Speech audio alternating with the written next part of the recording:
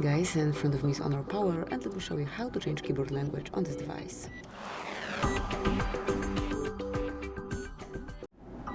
At first, open New Message or any other area where you've got access to keypad. So this is the panel that we need to open. Now tap on More icon and go to Languages.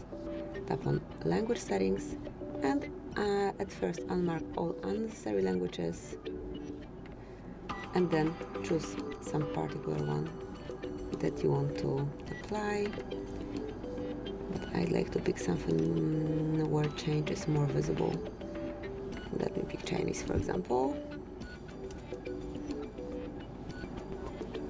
Here, mark the keyboard, and as you can see, it is already set. If you want to change it, just do the same action again. So let me go back. Here you've got your current keyboard.